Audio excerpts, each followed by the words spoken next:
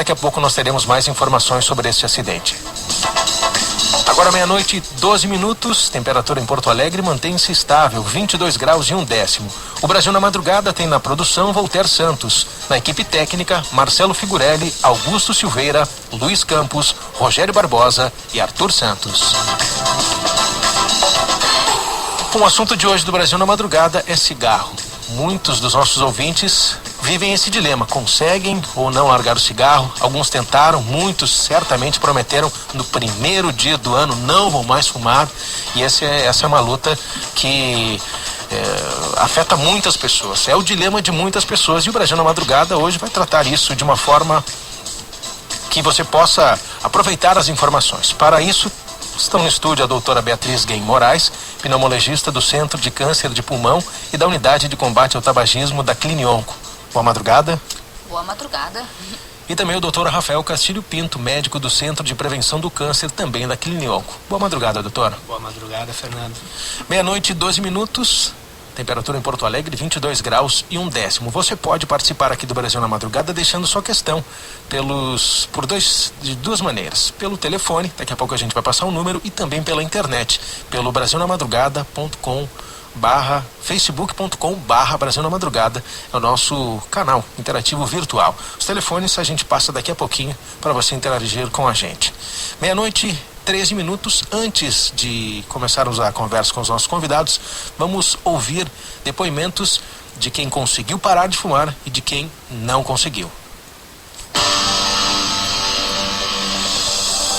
Sou o Giovanni Martins, de Porto Alegre. Fumo cigarro há 3 anos já. Comecei nas festas e diante disso não consegui mais parar. E consequentemente, fumando cigarro já há 3 anos, me prejudica muito em fazer exercício físico. Por exemplo, jogar bola, fazer academia.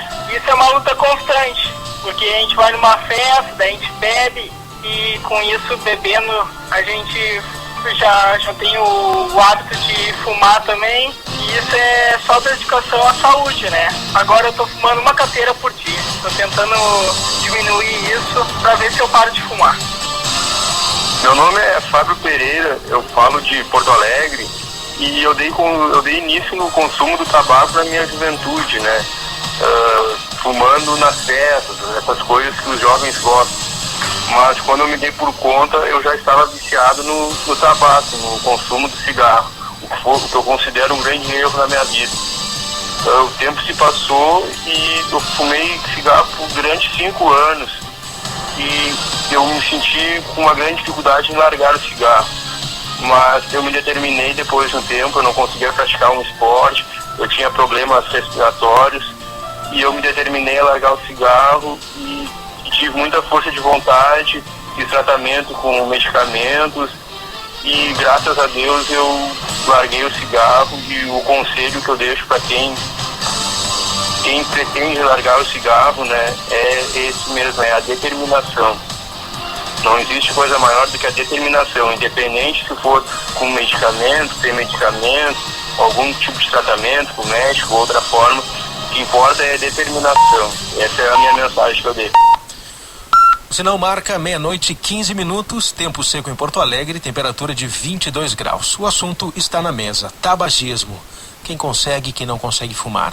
Bom, começo a minha entrevista com a doutora Beatriz Guem Moraes, pneumologista, que integra o Centro de Câncer de Pulmão e Unidade de Combate ao Tabagismo da Clinionco. Bom, as pessoas começam por uma questão social, né? Às vezes fumar porque vai numa festa e tal. Queria saber, há uma predisposição genética ou é uma questão social? Por que as pessoas começam a fumar? Os dois. Existem as duas coisas. Mas o que mais sabe é que as pessoas começam a fumar, geralmente assim, jovens, em festa. E o vício começa muito cedo. O primeiro cigarro já pode desencadear o vício, né? E a dependência. Então, geralmente se começa assim, fumando em festa, junto com bebida, junto com festa, e daí cada vez a pessoa vai tendo o que se chama de tolerância, né? Vai precisando aumentar a quantidade de cigarro para ter o mesmo prazer. Então, isso já faz parte do vício. Então, a pessoa já desenvolve a dependência da nicotina, já tem a tolerância, né? Então, cada vez vai aumentando a quantidade. Então isso já é o fator social. E existe também fator genético, né? Tem vários estudos mostrando um gene que está mais ligado à propensão a as pessoas se tornarem tabagistas, né? Mas o que tem mais hoje em dia é essa parte realmente que se começa na aceitação social, né? Muito bem. A minha pergunta ao Dr. Rafael Castilho Pinto, médico do Centro de Prevenção do Câncer da Clinionco. Antigamente, uma forma dos pais exibirem o filho, talvez, digamos assim, era oferecer um cigarro. Isso começava muito jovem. Inclusive, uma vez eu estava na Santa Casa, eu vi a história de um senhor lá que estava no respirador dizendo que ele começou aos 14 anos porque o pai dele queria transformar ele em homem, então ofereceu um cigarro. Até onde a influência de parentes, de pais, de pessoas fumando perto é determinante para tornar uma pessoa dependente do tabagismo? As influências externas, principalmente as mais próximas, são muito importantes. Mas a base de tudo isso, desse exemplo, está muito na propaganda massiva que se fez, principalmente nos anos 60, 70, 80, onde fumar estava associado à masculinidade, a poder, até a beleza. Então, a propaganda em cima do cigarro foi muito forte. E isso virou um sinônimo dessas coisas assim, que o pai era quase como um ritual, uma passagem. Agora está ficando adulto, está ficando homem, está na hora de começar a fumar. Então, a influência familiar é muito importante, a influência dos amigos é muito importante, mas a influência da propaganda, que hoje, por sorte, já diminuiu bastante, ela foi muito importante para a geração passada. Algumas vezes, a influência dos pais pode ser ao contrário. Por sorte, hoje em dia, alguns jovens veem como o cheiro ruim do cigarro, o vício que o pai tem que sair para comprar cigarro. Então, a gente tem que, de vez em quando, lembrar dessa parte. O cigarro também pode ser dos pais, pode ser um fator que desencoraje. Mas, na maioria das vezes, acaba sendo um fator que encoraja as pessoas a experimentar, a provar. Então, o ideal é que o pai, o parente, o irmão fume longe da criança, não dê esse exemplo. O ideal é que não fume, na verdade, né? Partindo daí. E se fumar, realmente tentar passar essa mensagem de que ele não parou de fumar porque ele ainda não conseguiu, de ser um problema, e não porque a criança ela imita, o adolescente ele quer imitar também os seus modelos, e nesse sentido, quando o pai acha que aquilo é natural ou é bonito, a tendência é que esse vício passe para a próxima geração. 12:19, 22 graus 1/10. Doutora Beatriz Guem Moraes, a senhora já levantou o dedo aqui para falar, mas eu vou lhe encaminhar uma pergunta, e a senhora engloba a questão. Hoje na Clinionco e de uma maneira geral no sistema de saúde, o impacto do tabagismo das pessoas que contraem um câncer e que necessitam de tratamento, qual é? Quanto gastamos e qual é o tamanho desse problema? É enorme. Só para complementar o que o Rafael estava dizendo, existem alguns estudos que eles mostraram que crianças que em casa o pai e a mãe fumam com muito maior frequência na idade adulta, e principalmente a mãe. Se a mãe fuma, só a mãe isoladamente também é mais frequente que esse filho fume do que só o pai. Então a mãe influenciaria muito mais do que o pai. E durante a gravidez? Durante a gravidez é um crime, porque um dos produtos que tem no cigarro, na queima do cigarro, é o monóxido de carbono. O monóxido de carbono ele se liga direto com a hemoglobina, que é quem carrega o oxigênio.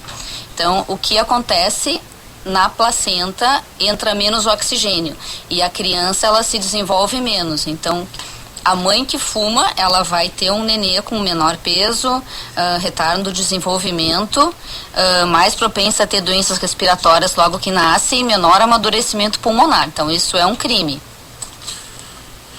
Mas eu não respondi a pergunta, já esqueci. Uma pergunta, antes da gente seguir, nós temos um impasse agora na BR-116 sobre uma carga que caiu na pista e estava sendo retirada, e o trabalho foi interrompido. E o Walter Santos vai atualizar isso para a gente, vai explicar o que está acontecendo. Boa madrugada. Boa madrugada, Fernando Zanuzzi, ouvintes aqui do programa. Exatamente, Zanuzzi, é um impasse que ocorre neste momento entre a Polícia Rodoviária Federal, juntamente com uma distribuidora que quer fazer a retirada desta chapa de aço de um acidente que aconteceu ainda durante a tarde, exatamente ali no entroncamento da 116 com a BR-386, no quilômetro 262, 2 da BR-116. Em virtude da queda destas chapas de aço, uma das pistas está interrompida e a PRF agora começa a orientar o trânsito. Por que está ocorrendo esse impasse?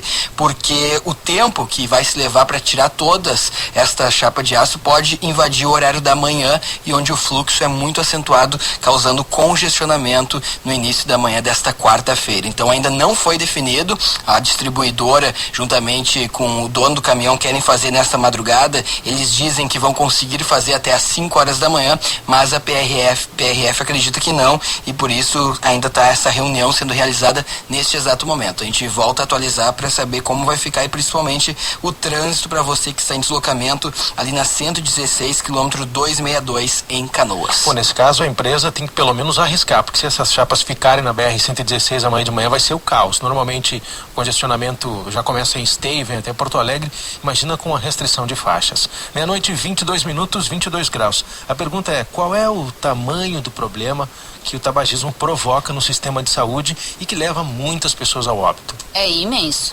Porque o tabagismo ele provoca não só câncer e vários tipos, né, mas outras doenças respiratórias, doenças cardiovasculares. Então o impacto em termos financeiros é enorme, né? Tanto é que uma grande luta das empresas tabageiras, né, com o governo é que elas dizem que o imposto que elas dão para o governo, que o governo arrecada com elas, é enorme. Mas se for colocar no papel essa conta, os custos que o governo tem para sanar todas essas doenças é muitíssimo maior. Sem falar no sofrimento de todas essas famílias, né? Com doenças e com morte. Então é imenso. Olha, nesse sentido, a GC Almeida escreve pra gente aqui no facebook.com/Brasil na Madrugada, em colaboração para o programa.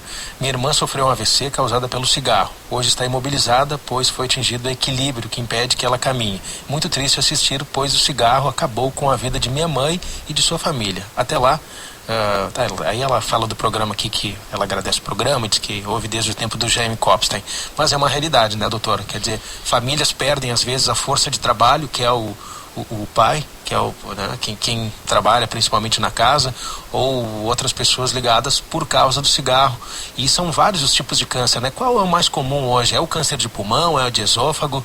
O câncer de pulmão ele está diretamente relacionado ao cigarro e praticamente 90% dos tumores de pulmão eles estão ligados ao cigarro, e ainda dentro dos 10%, alguns estão ligados ao fumante passivo. Mas tem uma série de cânceres ligados, o de estômago, o de esôfago, os tumores de cabeça e pescoço, como por exemplo do próprio ex-presidente, o tumor de garganta, ele está diretamente ligado ao tabagismo, do presidente Lula. Tumores do reto e do intestino também, de bexiga, do fígado, rim, alguns tipos de leucemia. Na verdade, hoje se considera que 30% de todos os tumores como causa principal o tabagismo. E 30% é um número muito grande. Se a gente não tivesse o cigarro, a gente poderia diminuir de um dia para o outro em 30% a incidência de câncer no mundo. Para ter uma ideia, nos Estados Unidos, a partir de 20 anos para cá, eles conseguiram, não só pela diminuição do cigarro, mas por várias medidas, diminuir o câncer em 20%.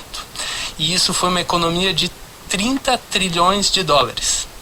Fora todas as vidas que se ganha. Então, é uma quantidade de dinheiro enorme que se gasta com cigarro e que eu acho que os governos eles tinham que agir de uma maneira muito mais firme, porque só aumentar imposto tem essa desculpa, e quanto mais aumenta imposto parece que o governo mais arrecada, e parece que também aí não precisa mexer tão fundo no problema mais sério, que é fazer que se diminua a produção e diminua o consumo.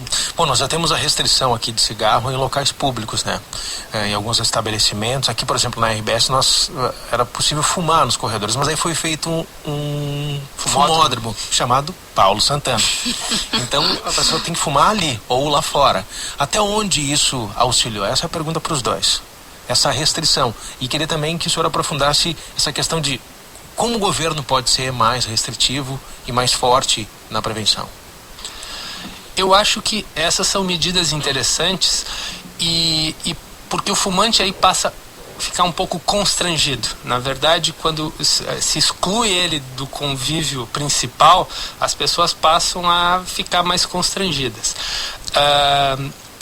De vez em quando também esses fumódromos são pontos de encontro. Eu não sei, depois quero ver a opinião da Beatriz sobre isso, mas de vez em quando a gente vê que alguns fumantes vão lá, se encontram para conversar. E acaba que é uma das coisas do cigarro, que é esse convívio social que de vez em quando o cigarro traz entre as pessoas que fumam. Agora, em relação a atitudes mais firmes do governo, isso é uma coisa que mundialmente tem se falado em como ter atitudes mais firmes. Mas parece que a indústria do cigarro ela tem ainda um poder muito grande. É claro que ela emprega muita gente, mas eu acho que tem que se pensar num passo adiante. Só aumentar imposto é muito pouco. Tem que se pensar em restrições da produção, claro, com alternativas para as pessoas que trabalhavam nisso, que eu acho que se forem produzir alimentos, elas vão ser muito mais úteis para a sociedade. É isso que está acontecendo, a diversificação do plantio para justamente aos poucos as pessoas substituírem a lavoura de fumo por frutas, enfim, outro tipo de alimento. Isso está acontecendo, mas ainda está bem devagar. É muito lento. E talvez tenha um problema ainda financeiro. Parece que tem uma resistência dos agricultores, porque parece que produzir alimentos dá menos dinheiro. O ganho com o tabaco é bem maior. Então vai precisar de não só ajuda nessa migração, mas talvez um incentivo financeiro para que essas pessoas troquem o fumo por produção de alimentos, por exemplo. Agora teve recentemente, saiu acho que na 0 hora de ontem, um relatório sobre a última convenção quadro em relação ao tabagismo. E saiu da pauta da reunião a troca de área plantada por fumo por outras culturas para fazer a diversificação.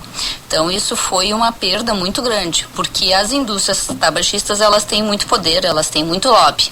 Então a primeira coisa que tem que fazer é essa troca, essa substituição, né? Tem que continuar pagando os como é que a gente diz, as pessoas que plantam o fumo, né? Porque, por exemplo, aqui no Rio Grande do Sul, é o segundo lugar ou o primeiro do Brasil que maior tem a produção de tabaco. Então a indústria aqui no Rio Grande do Sul, ela é muito forte. Tanto é que Porto Alegre é a capital de todo o Brasil que mais se fuma e que se fuma a maior quantidade de cigarro também. E isso eu acredito que seja por causa da propaganda e por causa das indústrias tabagistas, né? Daqui. 12:29, a temperatura em Porto Alegre 22 graus e 1/10. Essa questão da pessoa se tornar dependente, nós já falamos aqui que tem um fator genético, que tem também o componente social. O cigarro, sim, sem dúvida, é um elo. As pessoas acabam indo para o fumódromo, batendo um papo, ali se começa relacionamento, amizade, casamento, mas o que está por trás disso? Porque a pessoa se torna dependente do cigarro e muitas não conseguem simplesmente largar. É por causa da dependência à nicotina, que é muito forte. Se sabe que mais ou menos 10 minutos depois da pessoa ter fumado o cigarro, ela já pode começar a ter abstinência. Se ela fuma, por exemplo, 20 cigarros e começa a diminuir, só o fato de diminuir também já provoca síndrome de abstinência, que é a irritabilidade, alteração do humor, tremor, alteração de sono, ou sonolência, ou insônia, alteração de hábito intestinal, e o organismo fica pedindo mais nicotina. Então é por isso que a pessoa tem que ter uma assistência médica, né, especializada para poder combater essa abstinência, para não recair, né, para poder parar de fumar. O tabagismo é uma dependência química, uma doença crônica e tem que ser tratada. 12:30. Doutor Rafael, como domar o psicológico e tentar largar o vício? Aí eu acho que a importância de uma rede de ajuda é importante, é essencial. Não só o atendimento médico, quer dizer, procurar ajuda é importante, mas na família a gente precisa ter alguém que ajude. Os amigos têm que dar força, porque no momento que é muito difícil de vez em quando as pessoas pararem de fumar sozinhas dentro de casa enquanto os outros continuam fumando, ou todos os amigos fumam e aquela pessoa quer parar. Então a importância dessa rede de amizades positivas é essencial. Então, em casa as outras pessoas não fumarem e ajudarem os amigos, e a consulta médica. Muitas vezes as pessoas tentam parar sozinhas, elas conseguem por um tempo, mas elas voltam a fumar.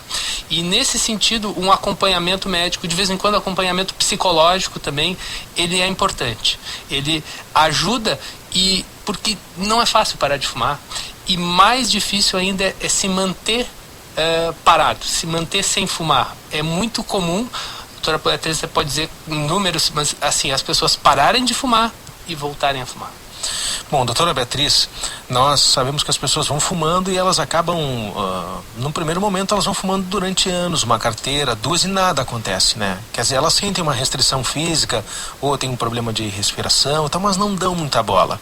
Que problemas a médio e longo prazo a pessoa vai ter? Nós já falamos aqui do câncer, que é o principal, né? Mas que outras complicações o cigarro vai trazer e que num primeiro momento a pessoa não se dá conta porque não tem sintoma?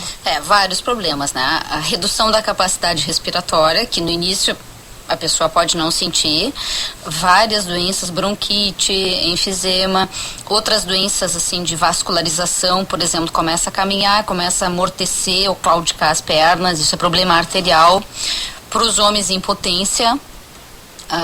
Outras alterações em outros órgãos também, inúmeros, né? E isso às vezes se estabelece 30 anos depois da pessoa ter começado a fumar.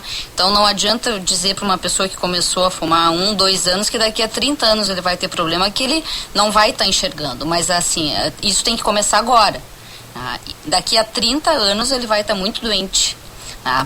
Se ele parar de fumar com esse tempo de fumo, ainda vale a pena parar, né? Porque as coisas continuando a fumar só vão piorar, não vão melhorar. 12:33.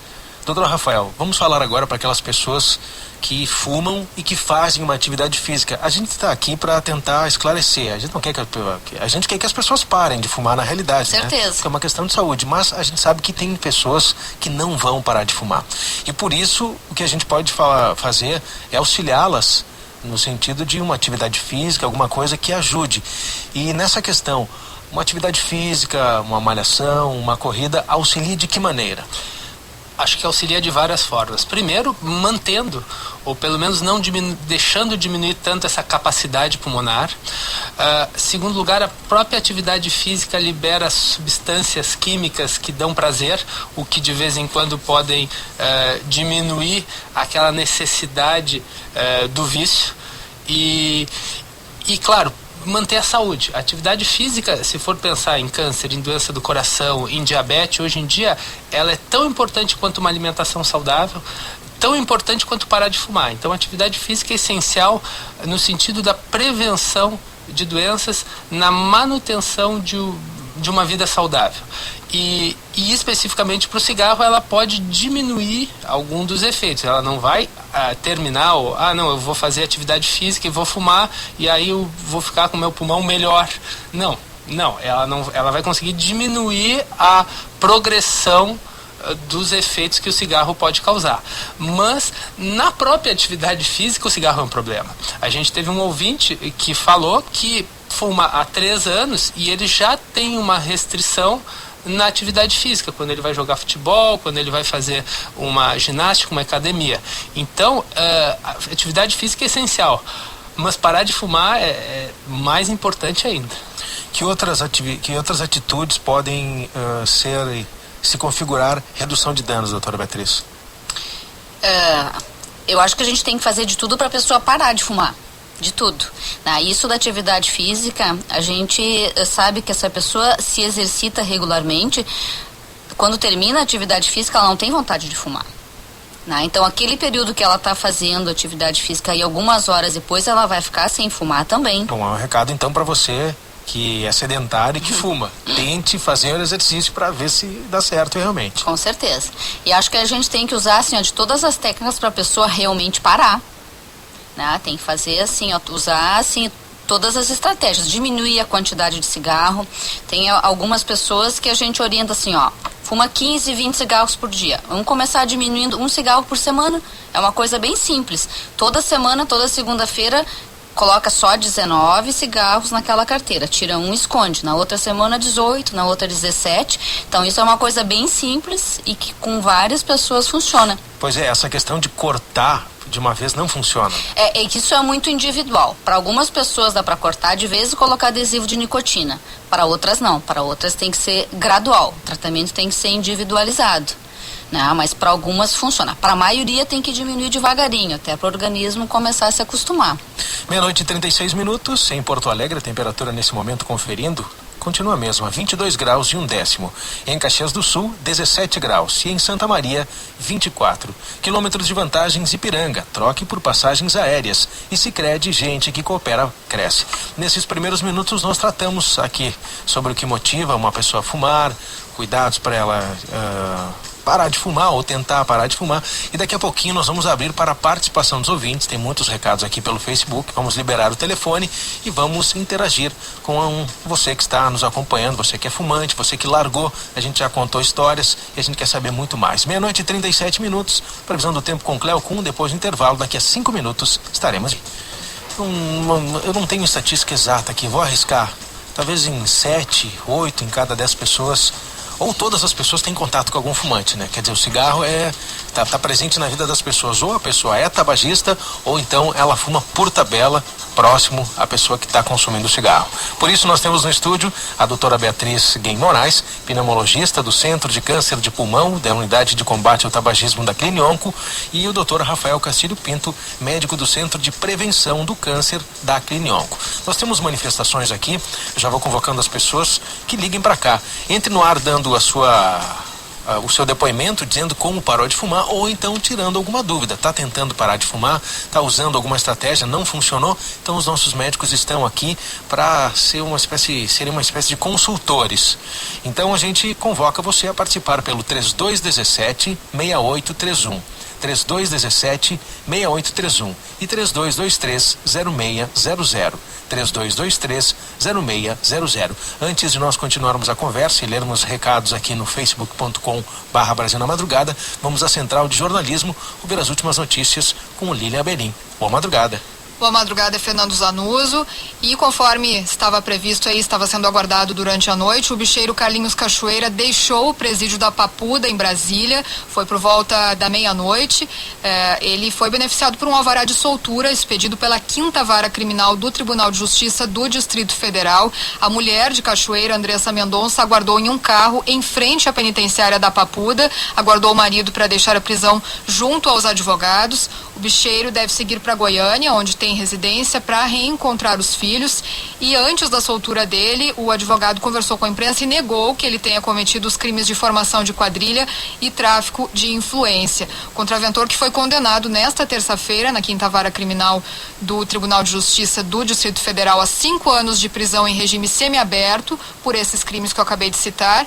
Ele é acusado de comandar um esquema de jogo ilegal em Goiás e no Distrito Federal, e também foi condenado ao pagamento de 50 dias multa com um valor não informado. A defesa afirmou que vai recorrer ao tribunal e na sentença de condenação a juíza Ana Cláudia Costa Barreto expediu então o alvará de soltura em favor de Cachoeira. Fernando Zanuso. 12:45. Voltaire Santos, como está a questão da BR-116 e a carga que estava sendo removida foi interrompida pela Polícia Rodoviária Federal?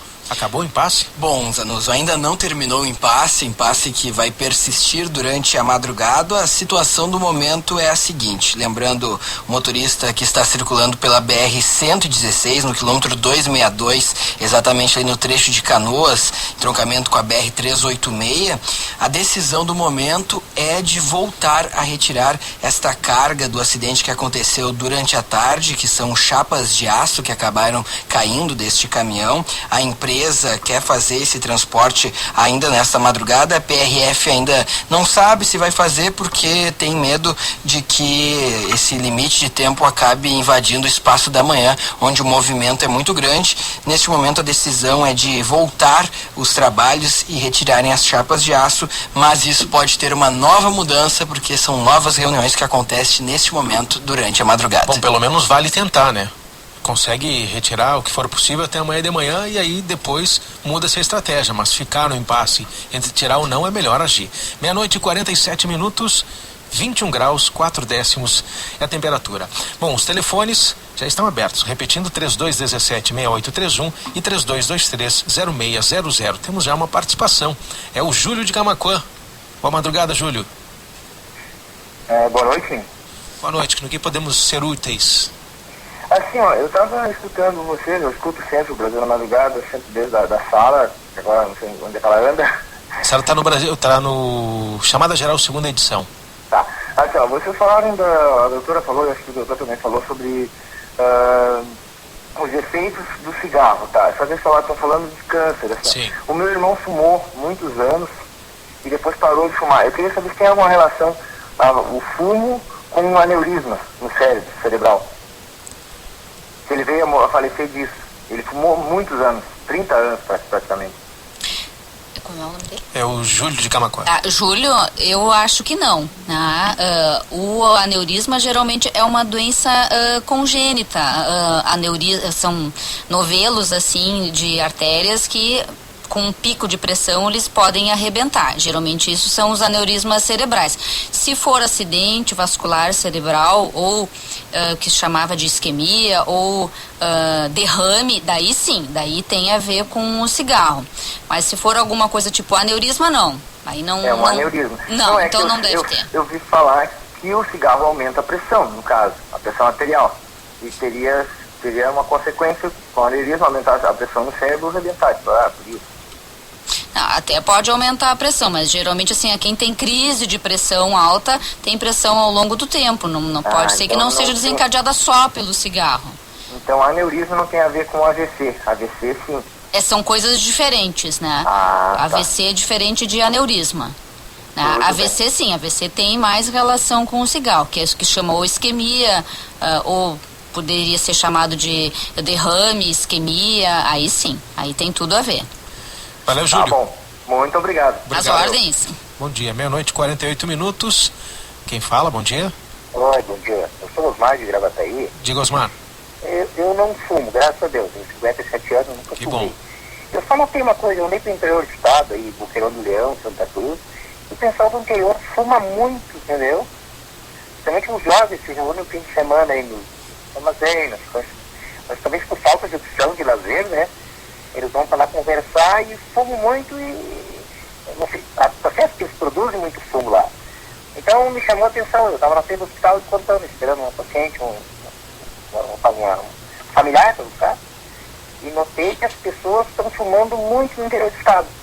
Eu achei, não fiz uma pesquisa, mas só contando as pessoas assim. Então, na rodoviária também, a gente estava esperando lá. Então era só isso que eu queria falar, dizer que a gente nota as pessoas que fumam muito no interior do estado. Tá legal, obrigado. Ok, boa noite. Obrigado. Acho que é uma questão cultural. Eu acho que sim, no interior, onde se planta mais, tipo Santa Cruz, eu acho que se fuma mais, porque tem todo um apelo mais para isso, né? Porto Alegre, como eu estava dizendo antes, é a capital do Brasil que mais se fuma, então tem que ter uma explicação. Não é porque é frio, porque não é por isso, né? No verão também se fuma igual. Tá? Meia-noite, 50 minutos. Quem fala, bom dia. Bom dia, aqui é Talance de Estrela. Oi, seu Talance, pois não? Não, eu estou escutando a Rádio Gaúcha aqui, agora desliguei o rádio, e vocês estão falando sobre o fumo, por causa de câncer de pulmão. Sim. E uma pessoa que nunca não fumou e nunca não bebeu e faleceu nova de câncer de pulmão. Isso pode ocorrer, sim. O doutor Rafael vai responder pra gente por quê. O câncer de pulmão, ele, como a gente falou, 90% das vezes ele está relacionado ao fumo. Mas existem 10% dos casos que não estão relacionados. E principalmente quando as pessoas têm câncer de pulmão numa idade mais precoce, isso tem mais a ver com fatores genéticos, com fatores familiares. Então é importante ver se na família não é muito comum casos de câncer, não só no pulmão, mas em outros lugares. Porque aí esses tipos de família, eles precisam fazer mais exames preventivos, por ter um risco maior, já, vamos dizer, nascer com esse risco maior, com uma predisposição.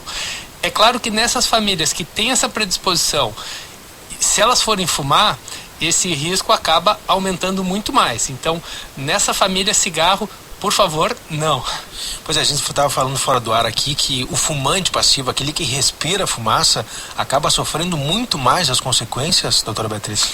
A gente estava conversando que a fumaça que sai do cigarro, ele sendo queimado, sem a pessoa estar expelindo pela boca, então é uma fumaça secundária que a gente chama, tem muito mais elementos cancerígenos do que aquela fumaça que a pessoa está inalando. O que está inalando passa pelo filtro e acaba então filtrando realmente um pouco essa substância. Então a fumaça que sai do cigarro, ela é muito pior, muito mais cancerígena. Por isso que os fumódromos também hoje em dia eles estão sendo assim, deletados, porque a pessoa fica reinalando aquela fumaça. Então tem que se fazer campanha para parar de fumar e não para fumar em fumódromo. Mesma coisa restaurante ou ambiente que tem ala separada. Não adianta, que a fumaça mistura igual. Bom, então você que fuma, preserve quem está do lado. Peça para a pessoa se afastar. É uma medida antissocial, no entanto, vai preservar a saúde dela. 3217-6831 e 3223-0600. 00:52, aqui pelo Facebook, tem boas histórias. O Yara de Oliveira, o exemplo positivo. Estou desde o dia 4 de janeiro sem fumar e sem ajuda externa. Mas está sendo bom. Sigo com o vício, mas não fumei mais. Tampouco comprei ou pedi. Parabéns. Esse conseguiu, né? Tem um outro ouvinte aqui que está dizendo o seguinte. É o Elcio Aguiar. Tenho 35 anos, fumo há 21 anos, mas gostaria de parar. Não sei se isso é possível, mas tenho uma dependência que é maior psicológica do que química. Mudo totalmente meu comportamento só em pensar em parar de fumar. Ele muda o comportamento só de pensar em parar de fumar. O que posso fazer? Esse é um caso que é importante, eu acho que a ajuda médica e muitas vezes ajuda psicológica também, além de precisar ter um apoio na família. É importante alguém que ajude ele, mas eu acho que esse tipo de pessoa precisa consultar, precisa de um acompanhamento e não sei até especificamente algum tipo de tratamento medicamentoso. Com certeza. Para a pessoa parar de fumar, ela passa por 5 fases. A primeira é de pré-contemplação, que é a que esse rapaz está. Ele nem pensa ainda em parar de fumar. Ele imagina que um dia ele vai ter que parar. E ele vai ter que parar por bem ou por mal. Né? Então, a segunda fase é de contemplação. A pessoa está olhando e vislumbrando que vai parar de fumar um dia. Terceira fase é de ação. A pessoa se prepara para parar, marca data, consulta. Quarta fase de parada de fumar, né? E fase de manutenção. E a quinta pode ser a fase de recaída. Essas fases, elas não são assim estanques, elas podem se misturar.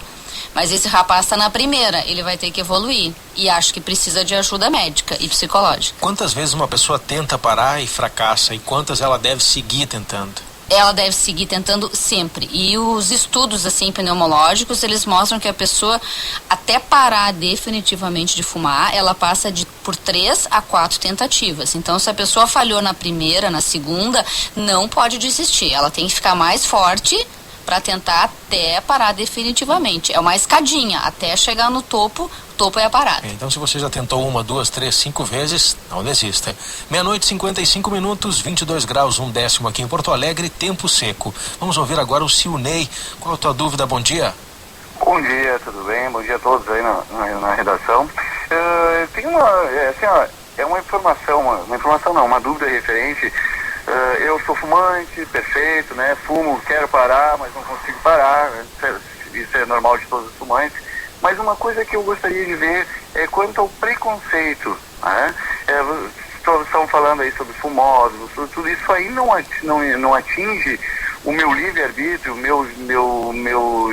o lugar que eu possa fumar. Quer dizer, eu estou sendo desvinculado da sociedade, né, por eu ser fumante. Eu não sei, queria ver sobre um debate sobre isso aí, se eu estou sendo prejudicado, é um preconceito contra o fumante, né? Sim, há um cerceamento contra o fumante, realmente, de fato, à medida que tu limita os espaços para as pessoas fumarem, em outras cidades é muito pior. Mas eu vou deixar os nossos especialistas aqui trocarem ideias. Eu acho que aí o ponto principal é a relação com as outras pessoas. No momento que a gente fuma na presença das outras pessoas, a gente sim está prejudicando essas pessoas. Então, nesse sentido, existe uma razão desse cerceamento. Se a pessoa quiser fumar sozinha, ela deve fumar realmente sozinha e longe das pessoas que não querem inalar a fumaça, porque esse é o ponto do cerceamento. O cerceamento não é exatamente para aquela pessoa, o cerceamento é para beneficiar outras pessoas que possam estar na volta e que vão indiretamente inalar essa fumaça do cigarro. 00:56, vamos adiante aqui, uma solicitação pela internet. Nós temos muitos recados aqui. Deixa eu ver um relato aqui da Azul Colorada. Para quem perdeu 3 parentes em 2 anos, pessoas fortes que fumavam muito e câncer de pulmão, odeio cigarro. Uma manifestação da ouvinte aqui sobre a perda que ela teve na família. A Caterina Zandonai está dizendo que 13 de dezembro, 10 meses sem cigarro, também conseguiu. E aí tem o Vinícius Santos, está dizendo o seguinte: aguento mais um pouco com o estresse do final, pois eu nem me aguento mais, pois com o estresse do fim do ano estou fumando 2 carteiras de cigarro por dia. Um horror. Eu sei que quero parar, mas não consigo.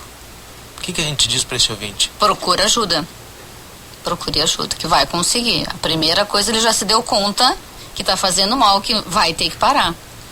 Bom, ele não diz a cidade exatamente aqui, até vou clicar no nome dele, é o Vinícius Santos. Como é que a pessoa pode buscar essa ajuda? Na rede pública ela encontra, aqui em Porto Alegre nós temos a Clinionco, nós temos outras instituições, mas e na rede básica de saúde? Porque nem todos têm esse serviço à disposição, né? Como proceder?